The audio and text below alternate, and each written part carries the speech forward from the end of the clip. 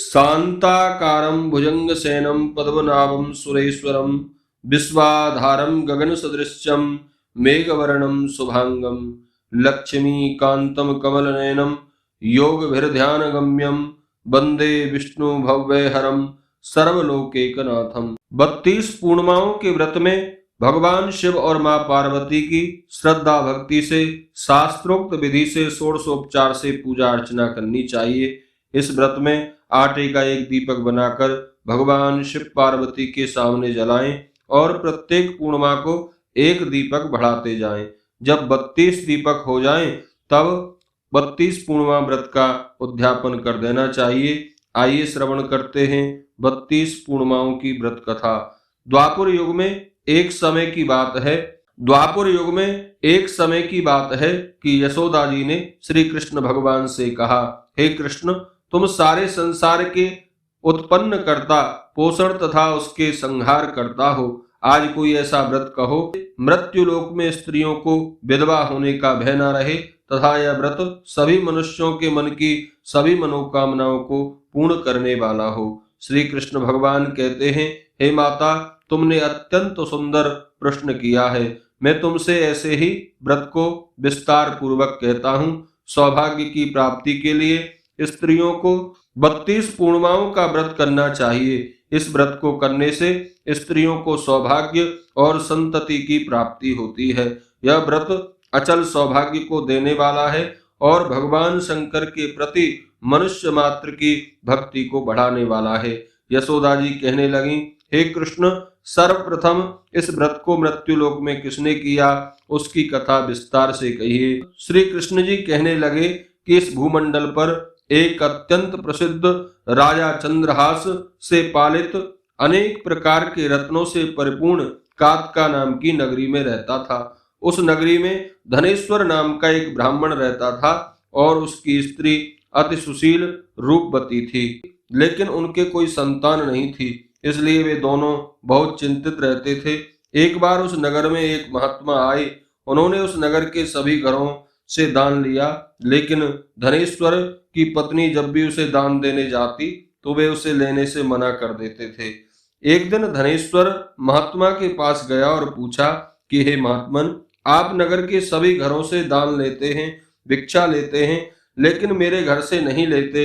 हमसे अगर कोई भूल हो गई है तो हम ब्राह्मण दंपति आपसे क्षमा याचना करते हैं। इस पर महात्मा ने कहा, हे विप्र, तुम हमेशा आदर सत्कार करने वाले ब्राह्मण हो, तुमसे भूल तो कभी हो ही नहीं सकती। महात्मा की बात सुनकर धनेश्वर हाथ जोड़कर बोला, हे मुनीश्वर, फिर आखिर क्या कारण है, कृपया हमें इससे अवगत कराइए। इस पर महात्मा बोले, हे विप्र, तुम्हारे कोई संतान नहीं है। जो लोग निसंतान होते हैं उनके हाथ से भिक्षा कैसे ग्रहण कर सकता हूँ? मैं कैसे उनके घर का अन्न खा सकता हूँ? तुम्हारे द्वारा दिया गया दान लेने के कारण मेरा पतन हो जाएगा। बस इसी कारण से कि मैं तुम्हारे घर से दान स्वीकार नहीं करता हूँ। महात्मा के ऐसे वचन सुनकर धनेश्वर उनके चरणों में गिर पड़ा और विनती करते हुए बोला, हे महात्मन, संतान ना होना ही तो हम पति पत्नी के जीवन की सबसे बड़ी निराशा है। यदि संतान प्राप्ति का कोई उपाय हो तो बताने की कृपा करें। हे मुनिवर, ब्राह्मण का दुख देखकर महात्मा बोले, हे विप्र, तुम्हारे इस कष्ट का एक आसान तरीका है। तुम्हें 16 दिनों तक श्रद्धा पूर्वक काली माता की पूजा कर उन्हें प्रसन्न करना होगा, तो उनकी कृपा से अवश्य तुम्हें संतान की प्राप्ति होगी। इतना सुनकर धनेश्वर बहुत खुश हुआ।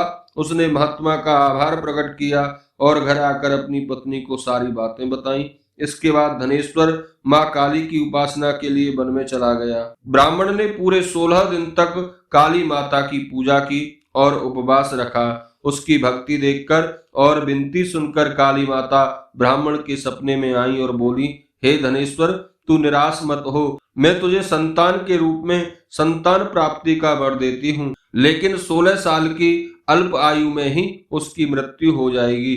काली माता ने कहा, यदि तुम पति पत्नी विधि पूर्वक 32 पूर्णिमाओं का व्रत करोगे तो तुम्हारी संतान दीर्घ आयु हो जाएगी। प्रातः काल जब तुम उठोगे तो तुम्हें यहाँ एक आम का वृक्ष दिखाई देगा।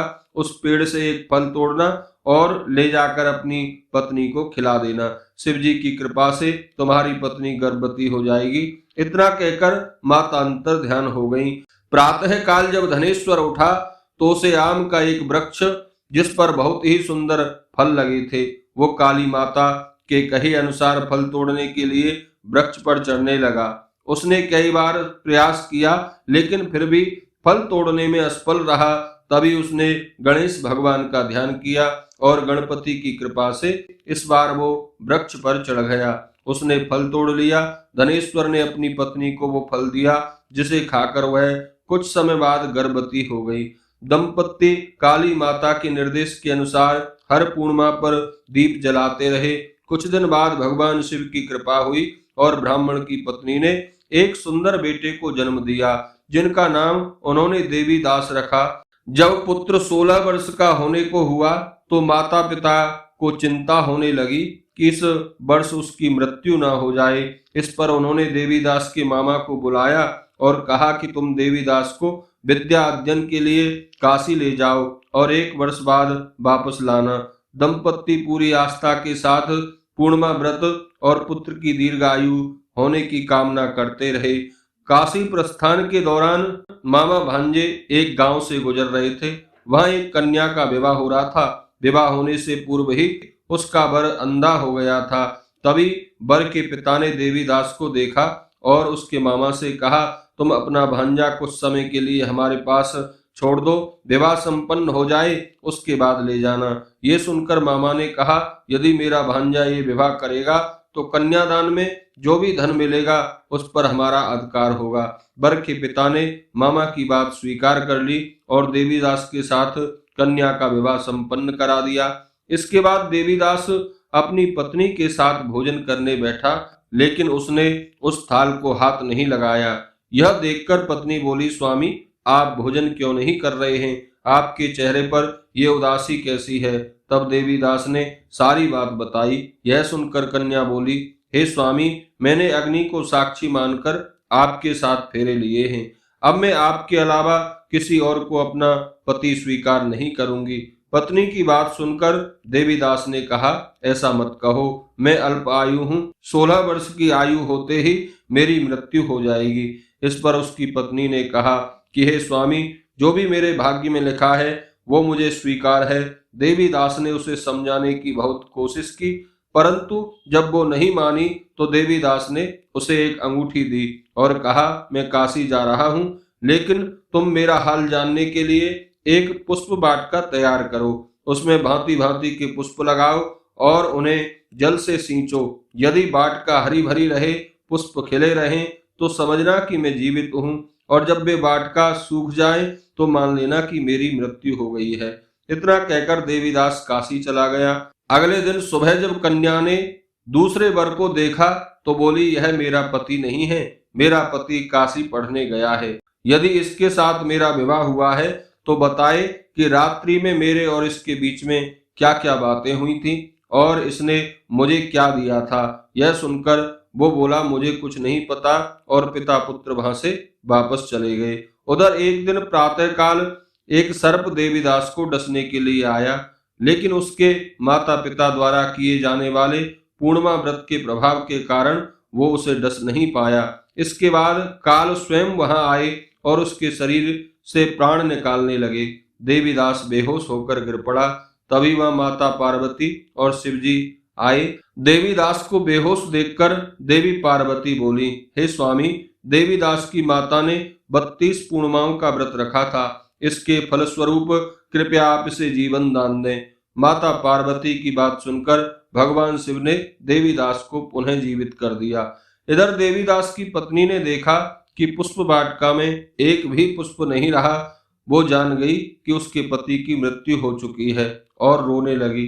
तभी उसने देखा कि वाटिका फिर से हरी भरी हो गई है। यह देखकर वह बहुत प्रसन्न हुई। उसे पता चल गया कि देवीदास को प्राणदान मिल चुका है। जैसे ही देवीदास 16 वर्ष का हुआ, मामा भांजे काशी से वापस चल पड़े। रास्ते में जब वो कन्या के घर गए तो उसने देवीदास को पहचान लिया और प्रसन्न हुई। धनेश्वर और उसकी पत्नी भी पुत्र को जीवित पाकर हर्ष से भर गए। इसी प्रकार जो कोई 32 पूर्णिमाओं का श्रद्धा भक्ति से व्रत करता है, निसंतान दंपतियों को संतान की प्राप्ति होती है और संतान वालों की संतान को दीर्घ आयु आरोग्यता का शुभ आशीर्वाद प्राप्त होता है, अखंड सौभाग्य की प्राप्ति होती है। बोलिए शंकर भगवान की जय।